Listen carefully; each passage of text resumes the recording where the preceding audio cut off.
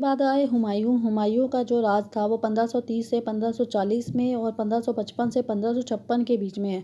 मतलब इसने 2 बार दिल्ली सल्तनत पर राज किया। 15 साल के लिए ये भाग गया था दिल्ली से। क्या किस लिए भाग गया था, कैसे भागा था, वो हम पढ़ेंगे। हुमायूं ने अपने पिता की वसीयत के अनुसार जायदाद का बंटवारा कर दिया था।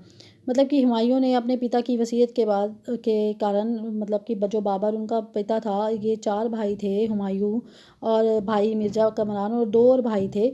ये सारे मिलके इन्होंने जायदाद का बंटवारा कर लिया था। सबको एक एक प्रांत मिल गया था। इनका ज्येष्ठाधिकार का अधिकार नहीं था, मतलब कि कोई ज्येष्ठ पुत्र ही राजा बनेगा ऐसा नहीं था। मुगलों में क्या था कि सबको बराबर बराबर हिस्सों में ही जायदाद का बंटवारा किया जाता था। लेकिन उसका जो भाई था मिर्ज़ा कामरान, उसकी महत्वाकांक्षाओं के कारण वो थोड़ा इस मतलब कि ऐसा था कि उसको चाहिए था कि मुझे बहुत कुछ मिल जाए। तो हुमायूं ने अफ़गान प्रतिद्वंदी के सामने फीका पड़ गया था। अफ़गान प्रतिद्वंदी कौन था? शेर शाह सूरी, जो शेर खान था उस वक्त उसका नाम। तो शेर खान ने हुमायूं को 2 बार हराया, एक 1539 में चौसा में और एक 1540 में कन्नौज में।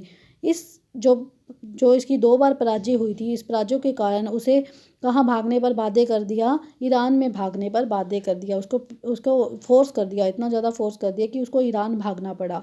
लेकिन जब क्या हुआ, ईरान में हुमायूं ने सफ़ाविद की शाह की मदद ली। उसने वहाँ से पे सफ़ाविद शाह की मदद लेके 1555 में दिल्ली पर पुनः आक्रमण कर दिया। अब देखो हुमायूं का पीरियड कितना मतलब कि क्रिटिकल रहा है। हुमायूं 1530 से 1540 तक पहले राज किया, लेकिन फिर 1555 से 1556 मतलब 1 साल के अंदर ही उसकी मृत्यु हो गई। कैसे हो गई? जो वो एक इमारत बनवा रहा था, उस इमारत की सीढ़ियों से गिरकर मौत हो गई। मतलब कि उसने 1555 में फिर राज्य प्राप्त किया भी, लेकिन 1556 में वो फिर उसने उसकी मृत्यु हो गई। उसके बाद आते हैं अकबर। अकबर का जो शासन है, जो पीरियड है, वो 1556 से 1605 ईस्वी का है।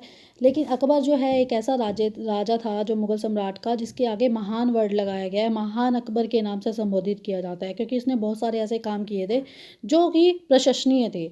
ठीक है, तो अकबर 13 वर्ष की आयु में, छोटी सी आयु में सम्राट बन गया था। अकबर ने जो शासन काल था, जितने टाइम उसने राज किया था, उसको 3 कालों में बांटा गया है। पहला जो काल था वो 1556 से 1570 के मध्य था।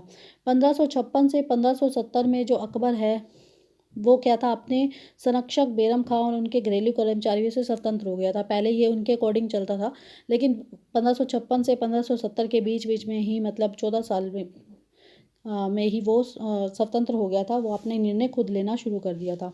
1570 से 1585 के मध्य गुजरात के विरुद्ध सैनिक अभियान चलाए गए।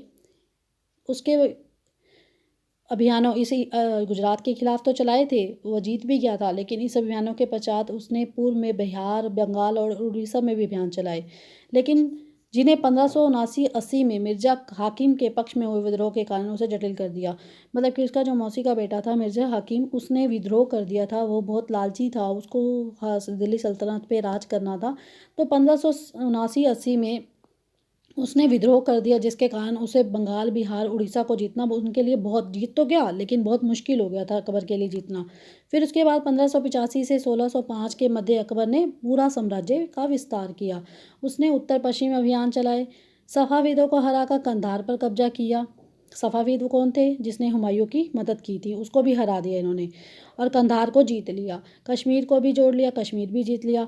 मिर्ज़ा हकीम की मृत्यु के पश्चात काबुल को भी उसने अपने अधिकार में ले लिया। दक्कन के दक्षिण में जो अभियान चलाए थे उसमें भी उसको सफलता मिली। ये जो मैप देख रहे हैं आप, ये मैप जो है अकबर ने जो जो राज्य को जीते थे, मतलब कि उत्तर भारत पूरा उसने जीत लिया था। उसके अलावा ये मध्य भारत का भी एक है जहाँ पर उसने सारी जीत हासिल की थी। इलाहाबाद, मालक, ये सारे जो है जहाँ पर उसने ये डेट भी लिखी हुई है कौन से सन में उसने किस किस राज्य को हराया है। उसके बाद आए थे जहांगीर। जहांगीर कौन था? अपने शासन के जो सलीम था, जो अकबर का बेटा जो सलीम था, वो बाद में जहांगीर कहलाया था। उसी को ही जहांगीर बोला जाता है। जहांगीर का जो पीरियड है 1605 से 1627 का है। अकबर के सैन्य अभियानों को जहांगीर ने आगे बढ़ाया। जो जो सैन्य अभियान अकबर ने चलाए थे उसको आगे बढ़ाया उसके बेटे का काम था, वो जहांगीर ने बढ़ाया।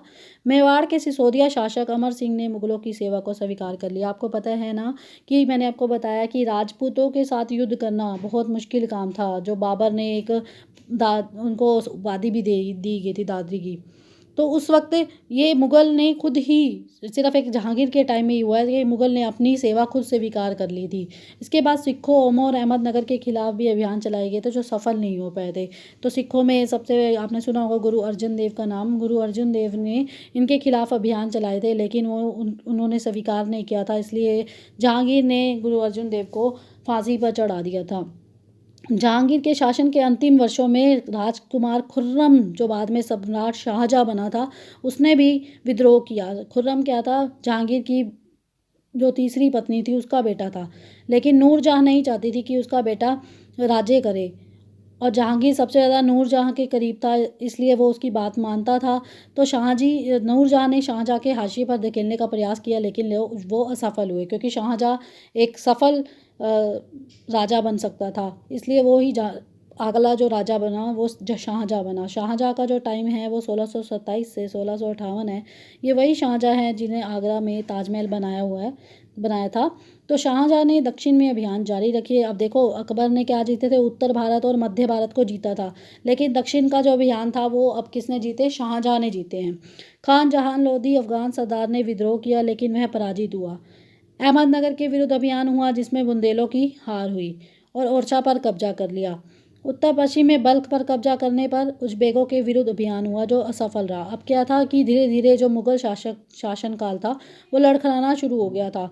अब क्या है, मुग़लों के हाथों से जाना शुरू हो गया था। मुग़लों में अब क्या था, आपस में लड़ाई झगड़ा होने लग गया था। अब क्या, शाहजहाँ के जो बेटे थे वो भी उत्तराधिकारों को लेकर झगड़ा शुरू हो गया था उनके बीच में, और जिसमें औरंगज़ेब की विजय हुई थी, और औरंगज़ेब को ही राजा बनाया गया और बाकी 3 भाइयों को मौत के घाट उतार दिया गया था। शाहजहाँ को भी उसकी शेष ज़िंदगी के लिए आगरा में उसके बेटे ने कैद कर दिया था। तो इसलिए इनकी जो सत्ता खुद ही लड़खड़ाने, आपस में ही लड़ने लग गए थे, तो सत्ता धीरे धीरे लड़खड़ाने लगी थी और ये एंड में आने लग गए थे। तो औरंगज़ेब की जो टाइम पीरियड है वो 1658 से 1707 की जो पीरियड है वो औरंगज़ेब का है। तो औरंगज़ेब ने भी ओमों को हराया था 1663 में। 1680 में उसने उत्तर पश्चिम में सिखों और यूसुफ जई के विरुद्ध छेड़े गए अभियान को अस्थायी सफलता मिली। मतलब इस टाइम गुरु गोबिंद सिंह जी आ गए थे। गुरु गोबिंद सिंह जी के बच्चों को जो दीवार में चुनवाता है वो भी औरंगज़ेब के टाइम का है। उसने, जबकि सिखों के अभियान में सफलता नहीं मिली थी जहांगीर को, लेकिन औरंगज़ेब को मिल गई थी। औरंगज़ेब ने भी बहुत सारे ऐसे काम किए, ये खूंखार राजा भी कहा जाता था। तो इसके बाद अकबर ने औरंगज़ेब के विरुद्ध विद्रोह किया, जिसमें उसने मराठों और दक्कन के सल्तनत का सहयोग मिला और वो ईरान भाग गया। उसको ईरान भागने पर मजबूर कर दिया गया।